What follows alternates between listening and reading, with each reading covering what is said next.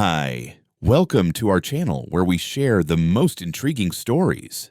When Evan Lowry returned to his remote Utah cabin, he expected peace. Instead, he found survey stakes, a construction crew, and a sign declaring his land the future site of a community gazebo. What followed was not just a property dispute, it was war, and Evan wasn't backing down.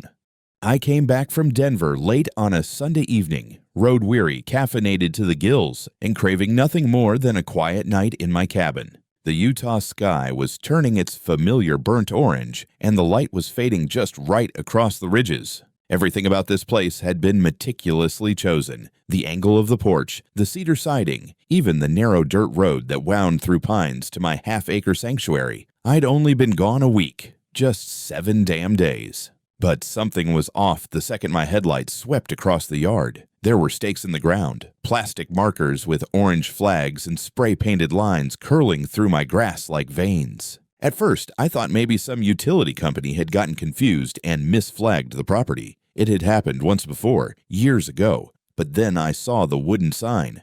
Future site of Tanglewood Community Gazebo, summer 2025. I slammed on the brakes. No part of my brain accepted what I was looking at. I stepped out slowly, like if I moved too fast, it might all vanish as some sort of fatigue-induced hallucination. But the sign was real, bolted to a pair of 4x4s driven deep into the ground, right in the center of my goddamn yard. That's when I saw the envelope in the mailbox.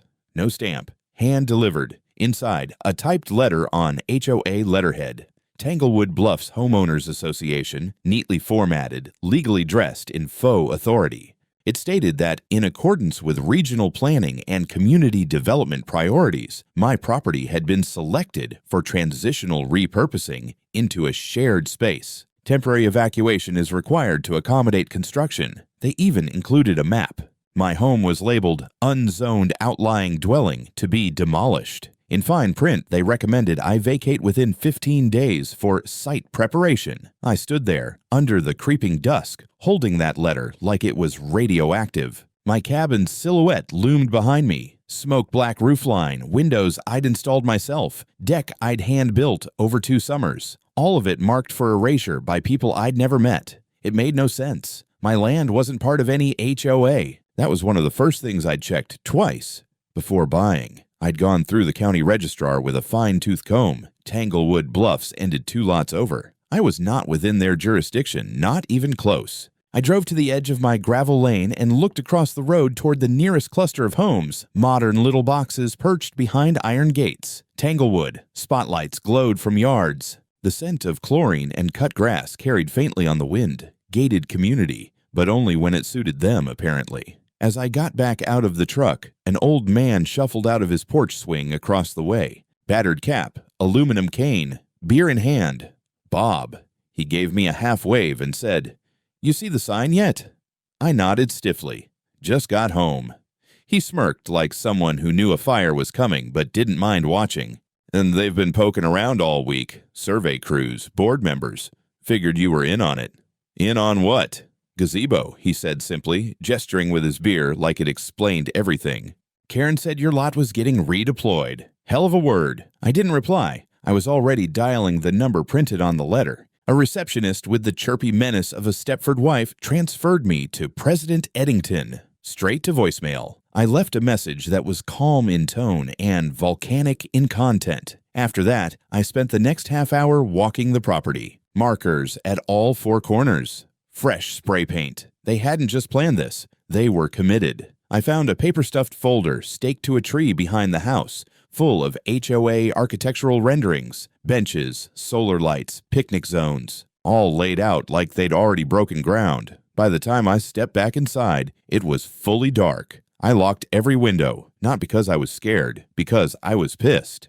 I sat at the kitchen table, reread the notice under lamplight, and then spread out my deed and maps right beside it. They were about to find out just how much I hated being told where I belonged. I didn't sleep that night. I just sat there, switching between disbelief and pure, simmering rage, until the morning sun made the mountains blush and reminded me where I was, and who the hell I was. By 7 a.m., I was standing on my porch with a mug of coffee in one hand and my phone in the other, redialing the number for the Tanglewood Bluffs HOA. This time, someone picked up. "Good morning, Mr. Lowry," came a syrupy voice. "President Eddington is available to speak with you now." There was a click, and then her voice filled my ear like warm poison. "Ah, Mr. Lowry, I was wondering when you'd call." "Karen," I said, too tired for small talk. "Explain to me why there's a sign in my yard that says you're building a gazebo on my land." She sighed, like I was a difficult child. "We've had several community meetings while you were away. The board unanimously agreed that your parcel is the most logical place for a shared recreational area. It's central, it's open, and frankly, it hasn't been utilized in a way that benefits the broader community."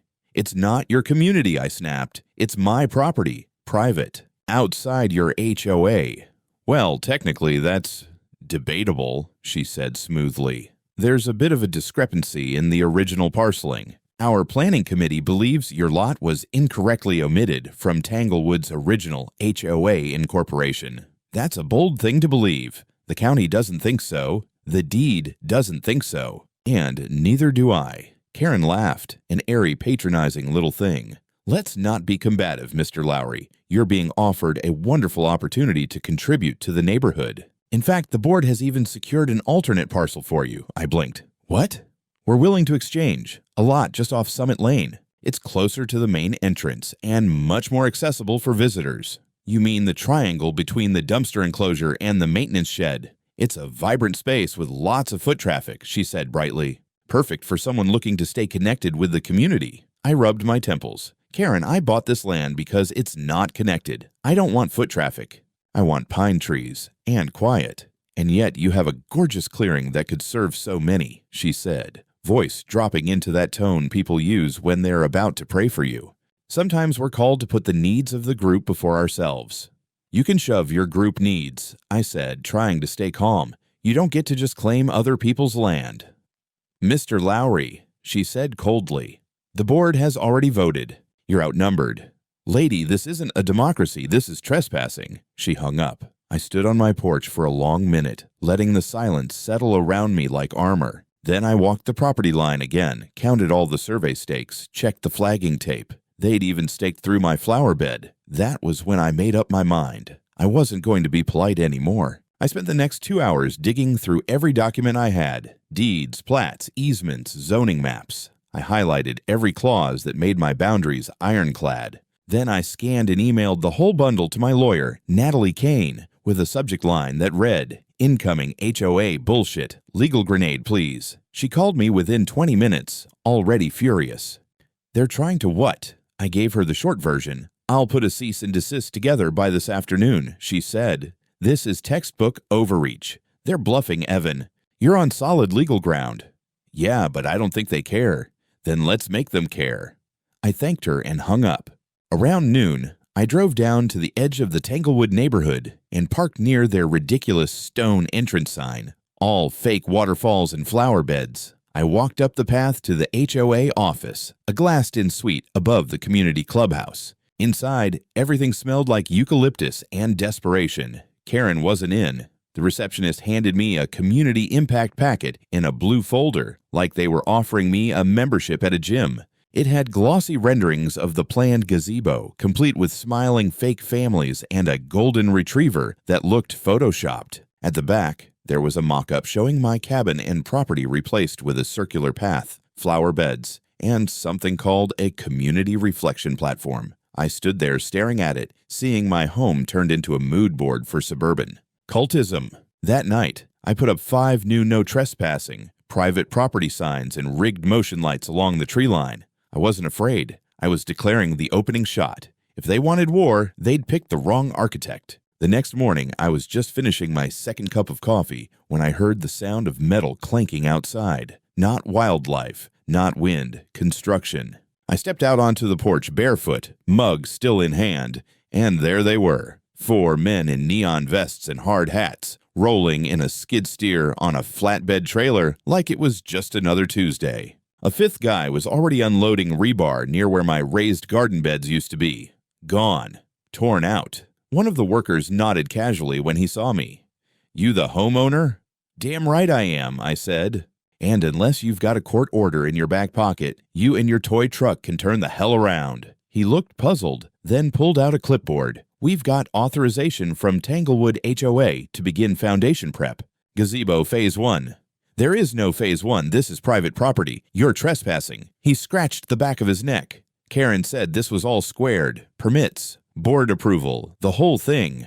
I don't give a damn what Karen said. You're working on land you don't own, and you're tearing up my yard. Just then, I heard another engine. A luxury SUV pulled up, windows down, and out came Karen herself, wearing a white blouse like she was hosting a bake sale instead of overseeing an invasion. She stepped out with that same smug, composed smile I was beginning to associate with aneurysms. "Mr. Lowry," she said cheerfully, "so glad you're home. You're just in time to see the community project begin." "You mean the illegal construction project on land you don't own?" I said, stepping toward her. "Oh, Evan," she said, like we were old friends having a tiff over lawn furniture. "You're being so dramatic. We've already resolved this internally." "You mean you decided without me, because I'm not part of your HOA?" "Well, that's where you're mistaken." She opened a file folder she'd brought with her and pulled out a map.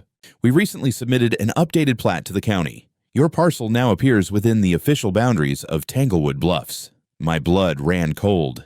I grabbed the paper from her hand and looked.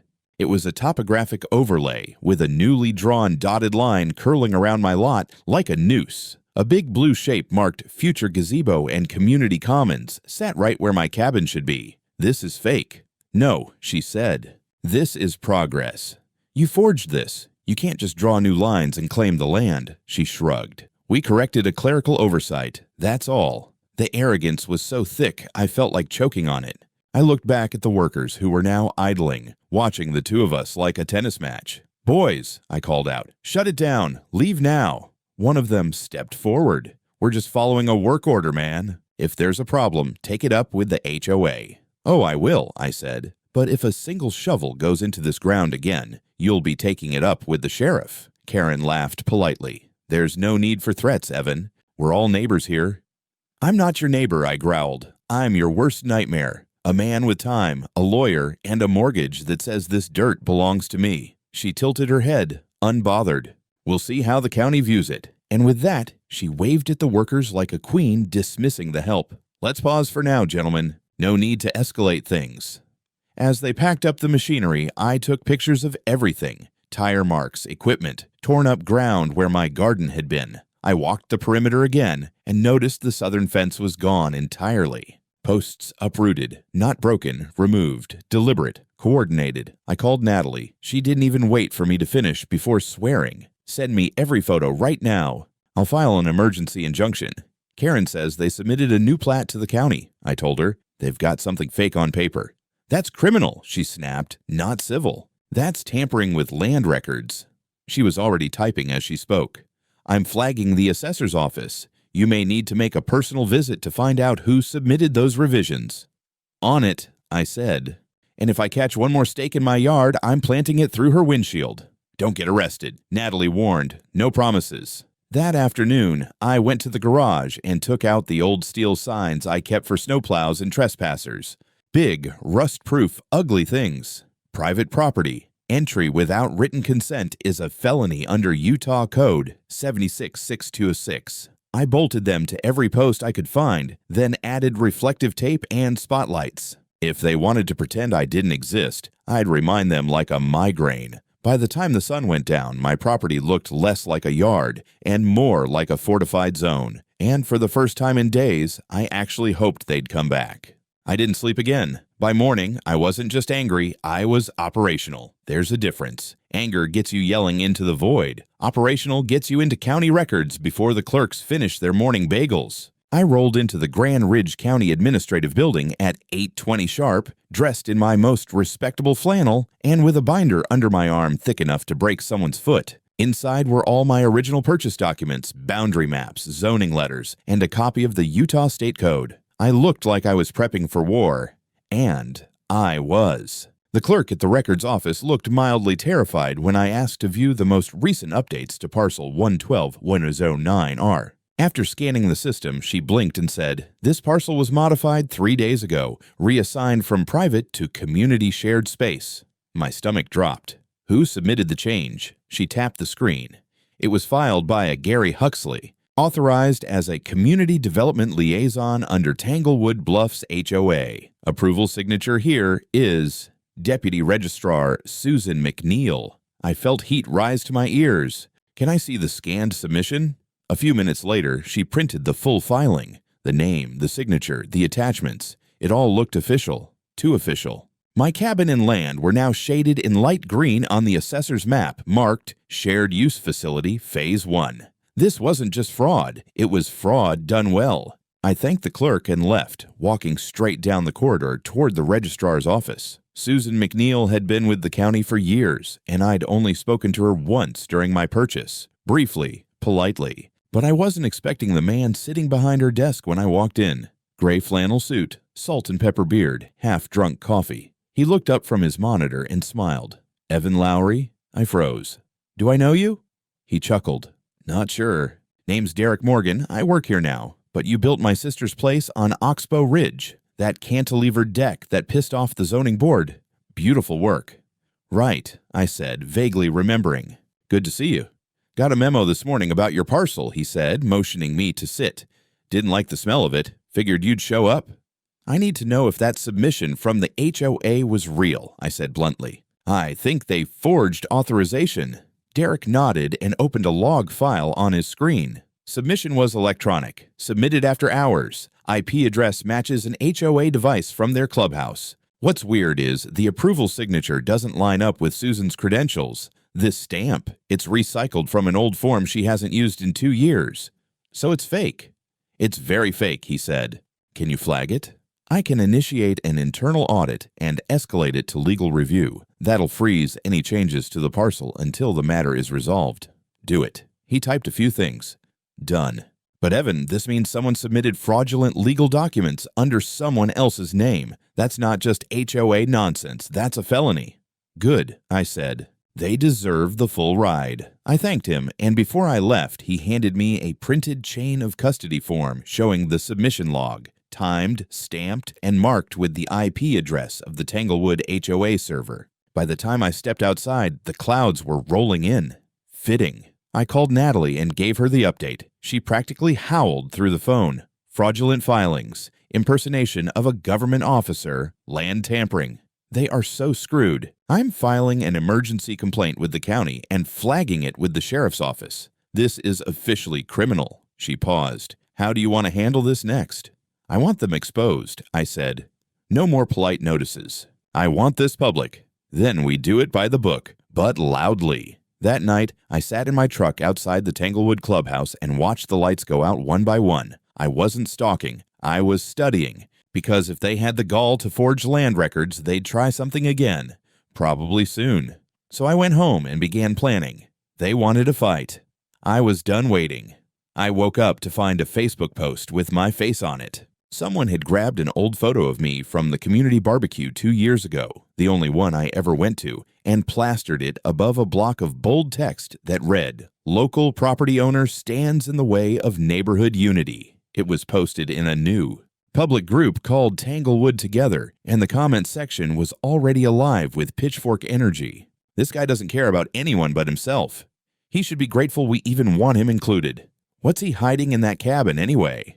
The language was familiar. It had Karen's fingerprints all over it, conspiratorial cheerfulness mixed with subtle intimidation, and it didn't stop there. That afternoon, I received a voicemail from a local landscaping company saying they could no longer service my property due to community conflict. Then the garbage pickup missed my house entirely. Then a package I'd been waiting for, a rare set of architectural drafting pens, was dumped, crushed, at the foot of my driveway. It was coordinated, quiet, petty warfare. I tried to stay focused. Natalie had filed the emergency complaint. The registrar's office had frozen any activity on my lot. But that didn't mean HOA was done. Around 4 p.m., Bob wandered over from across the road, sipping something from a plastic tumbler and looking sheepish.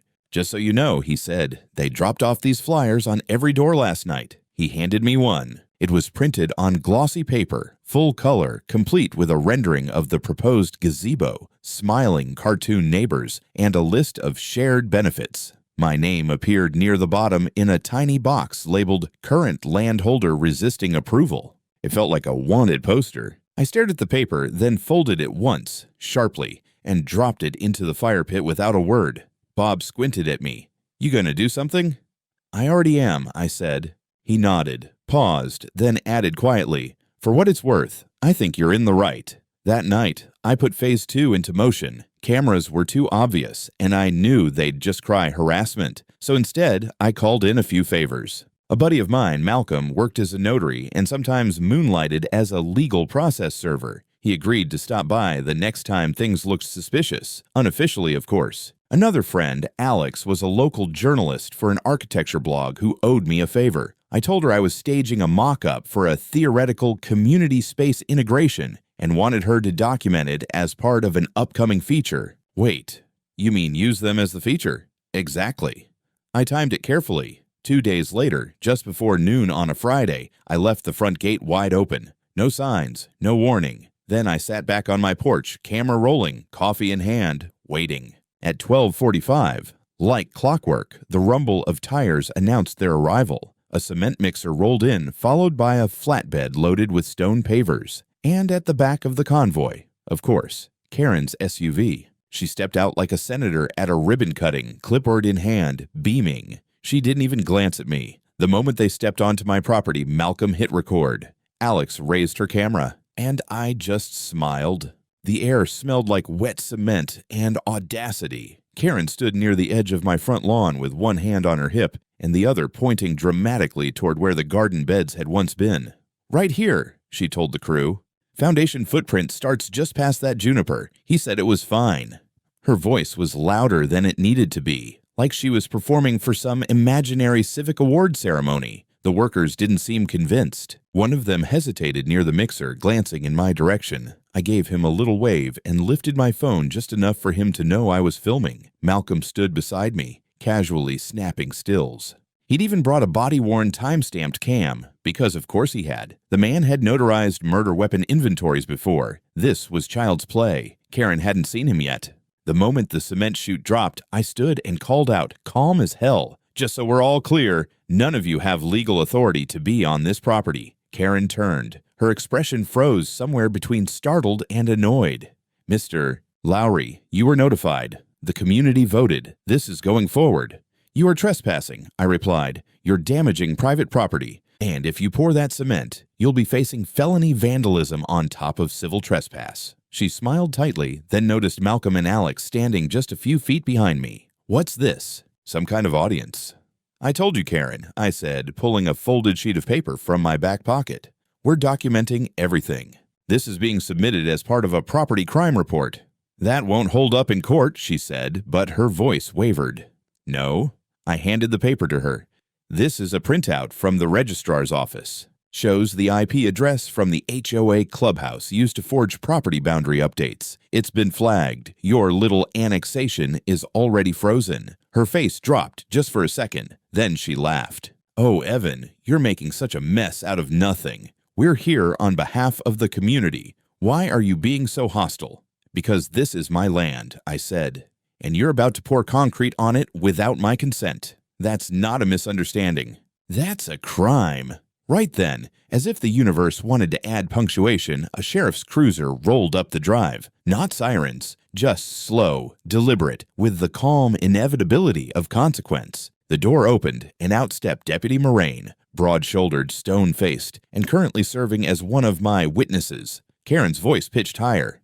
"Deputy, we're authorized to be here. This is part of a community project." The board approved it. Moraine didn't blink. "Ma'am, we've received a formal complaint regarding unlawful entry and property damage. Please step away from the equipment." Karen tried to bluster, but now the workers were backing off. One of them muttered, "We didn't know, lady," and started motioning to shut down the mixer. Alex caught everything on camera. Karen, red-faced and sputtering. Moraine calmly requesting IDs. The cement truck slowly reversing back toward the road. I stood still, arms crossed, letting the whole thing play out like the best episode of reality TV no one ever asked for. It ended with Karen being handcuffed. Not aggressively, not with drama, just the quiet, humiliating finality of consequences catching up. She shouted something about resisting progress and vindictive behavior, but even she knew the performance was over. I didn't gloat. I just walked over, picked up one of the paver stones they had unloaded, and set it on my porch like a trophy. Then I turned to the remaining workers and said, "If any of you want to pour cement for a legitimate project, I'm building a retaining wall next month. Pays better. No jail time." They chuckled nervously and peeled out of there before the second cruiser even arrived. As Karen was driven down the hill in the back seat of a patrol car, I looked over at Malcolm. "Think that'll be enough for the court?" He smirked. "That'll be enough for Netflix, man." Karen's arrest hit the local gossip circuit like a thunderclap. By the next morning, half the neighborhood was buzzing, some whispering in disbelief, others openly celebrating. Apparently, a few folks had been waiting for her to trip over her own ego for years. I couldn't blame them, but I wasn't celebrating. Not yet. Instead, I was in Natalie's office, reviewing the civil complaint she'd drawn up against both Karen and the Tanglewood Bluffs HOA. It was 8 pages long and sharp enough to draw blood. Property damage, trespassing, attempted fraud, and, my personal favorite, forgery of county records. Natalie was practically glowing. "They are going to implode," she said, tapping the stack with manicured fingers. "You handed us a golden case. We're not just hitting them for what happened on your land. We're tearing open their books. You think we'll find more? I'd bet my license on it." And she was right. 2 days later, during discovery, Natalie obtained HOA financial records for the last 2 years. What she found made the illegal gazebo stunt look like a lemonade stand. Over $80,000 had been quietly siphoned out of the HOA's reserve fund under vague descriptions like community improvement planning and consultant expenses. Most of it was routed to companies that didn't exist. Some of the invoices were signed by Karen and someone named Charles L. from the board. Natalie dug deeper and cross-referenced the payment addresses. They traced back to a P.O. box in town registered under Karen's maiden name. So now it wasn't just a matter of criminal trespass, it was embezzlement.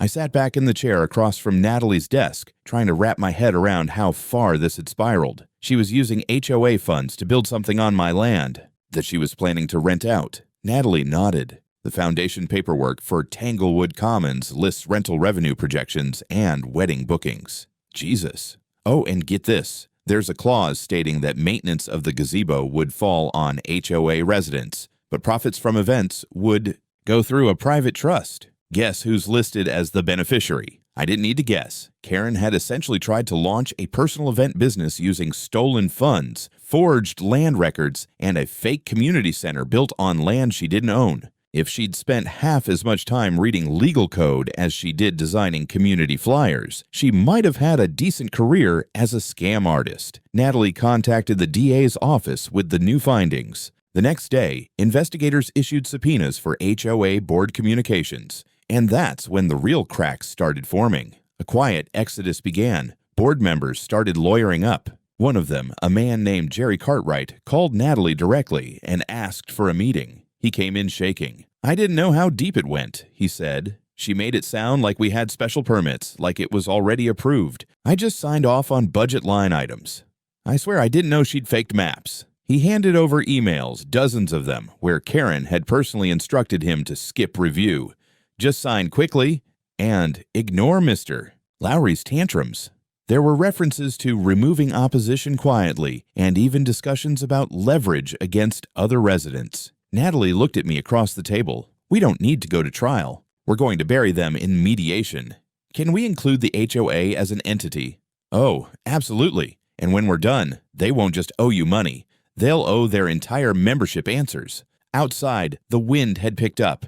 I looked down the valley where Tanglewood Bluffs sat, pristine and perfect on the surface, but the foundation was cracking. By the end of the week, Tanglewood Bluffs looked less like a gated community and more like a bunker under siege. You could feel the shift in the air. Lawns weren't being mowed, garbage bins sat forgotten by the curb, and the HOA clubhouse doors were locked for the first time in recent memory. No cheery flyers, no passive-aggressive warning notes on mailboxes. Just silence, the kind that creeps in when people realize they've been played. I was sitting on my porch with a legal pad full of notes when I got a call from Derek Morgan, the same county official who'd flagged the forged plat submission. "Evan," he said, "you've kicked over a hornet's nest."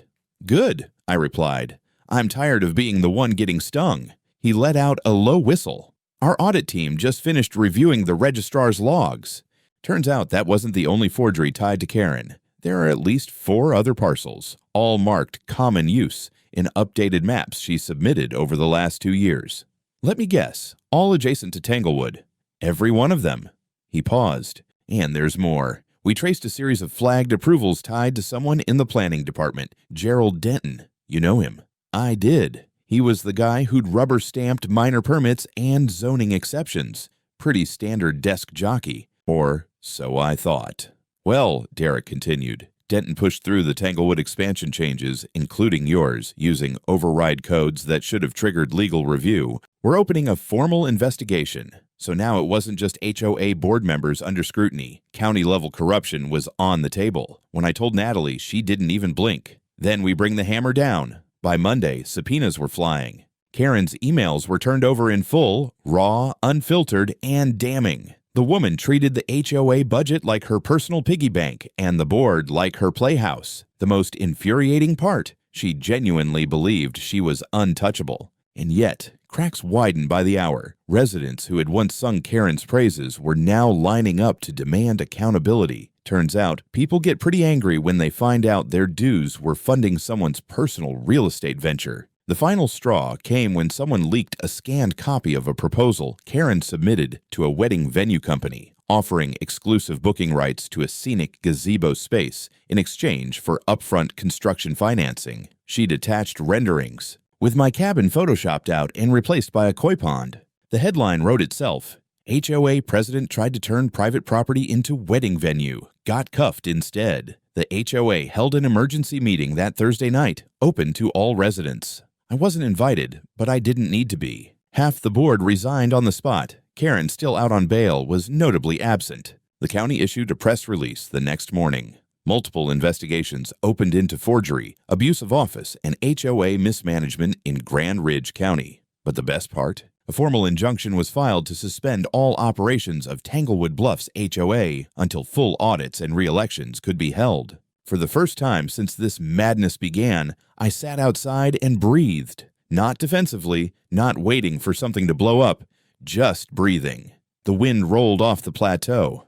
My land was mine again. And the machine that tried to swallow it was breaking apart from the inside. The courthouse was quieter than I expected. For something this big, I thought there'd be more cameras, more reporters, more spectacle. But maybe everyone already knew the outcome. Maybe it was so lopsided, so undeniably damning that even the vultures didn't bother circling. I sat at the plaintiff's table in a charcoal jacket that still smelled like cedar, flanked by Natalie on one side and a stack of printed evidence on the other. Across the aisle, the defense looked like a funeral. The remaining Tanglewood board members sat stiff as mannequins. Karen wasn't among them. She was in holding. A few days prior, she'd violated her bond agreement by contacting several residents and trying to persuade them to withdraw complaints. She'd also left a voicemail for Natalie, something that included the phrase mutual destruction, that got her thrown right back into a cell, pending trial on a fresh charge of witness intimidation. I didn't miss her. What we were here for today wasn't her criminal case. That would come later. This was the civil hearing, the part where I sued the HOA for damages. Real damages, emotional, financial, reputational. It was about making sure this didn't quietly fade away like a bad news cycle. The judge, a man named Halverson with a voice like a gravel truck, opened the proceedings by stating the obvious. This court has reviewed the documentation, depositions, and evidence submitted. And I'll be blunt, this is one of the most egregious examples of property rights violations I've seen in 22 years. Natalie went first. She laid out the timeline. The forged maps, the unauthorized excavation, the attempt to construct a revenue-generating facility on land that didn't belong to the HOA, the fake signatures, the fraudulent budget items, the attempted annexation. Without due process, she spoke with surgical precision. Every word was a nail in the coffin. Then came the testimonies. Malcolm, the notary, testified about witnessing the trespass. Alex showed footage of the construction crew entering my property. Derek Morgan submitted his full registrar audit. And finally, Jerry Cartwright, the former board member, explained how Karen manipulated internal votes and threatened anyone who questioned her. By the time I took the stand, there wasn't much left to say. I told the court what it felt like to come home to stakes in my yard, to be erased from my own land with a map and a lie. I explained how the HOA tried to isolate me, intimidate me, turn neighbors against me, how they nearly pulled it off. When Natalie asked why I pushed so hard, I didn't have to think, because this wasn't just about me. If they got away with it once, they'd do it again. Maybe to someone without resources, someone who couldn't fight back. That's what made me keep going. The defense tried to soften the blow, suggesting that Karen had overstepped with good intentions, that the board was misled, that no permanent damage had occurred. The judge didn't buy it. He ruled in my favor on every count. The HOA was ordered to pay me $220,000 in damages. That included land restoration, legal fees, emotional distress, and a hefty punitive slice for the attempted fraud. In addition, he recommended a formal disbanding of the current HOA board and placed the organization under court-appointed audit supervision for 2 years. When the gavel dropped, I didn't cheer. I didn't smile. But I did feel my grip loosen for the first time in months. After the hearing, 2 residents approached me in the hallway. Older couple. They looked nervous, like they expected me to yell at them. "We just wanted to say, thank you," the woman said softly. "We didn't know what she was doing, and we're sorry." I nodded. "You weren't the ones digging holes in my lawn. Don't sweat it." Outside, the sky was clear, the kind of clear that feels earned. Natalie stepped beside me, checking her phone. "Media's calling. You want to make a statement?" "Nope," I said, breathing in. "I've said everything I needed to." Spring rolled in slower than usual that year. Maybe because the snow took its time melting off the peaks, or maybe because, for the first time in months, I wasn't watching the world through a lens of hostility. The signs were still up on my property, but now they were just a formality. No more trucks, no more flyers, no more Karen. She was sentenced to 15 years in state prison, 4 for property fraud, 5 for embezzlement, and 6 for forgery and witness tampering. She cried during sentencing, claimed she only wanted to unify the neighborhood. The judge didn't blink. The courtroom didn't either. 2 other former board members were convicted of conspiracy and fined. Gerald Denton, the county staffer who helped push the fake plats through, took a plea deal in exchange for testifying and lost his position permanently. The county issued a formal apology, probably written by a legal team, but still, it was something. As for Tanglewood Bluffs, the court-appointed auditor gutted the HOA from the inside. Residents voted to dissolve it 6 weeks later. All their bylaws were suspended, assets frozen, funds redistributed to pay fines and restitutions. What was left of the HOA's reputation now lived in PDF court dockets and archived news stories. I didn't talk to the press. I didn't have to. The story told itself. What I did do was rebuild. The garden beds were the first to come back. Then the fence. Then I finally poured the concrete slab I'd been meaning to install behind the house. Nothing fancy, just a good, solid surface. After that, I framed up a small, modern studio space right on top of it.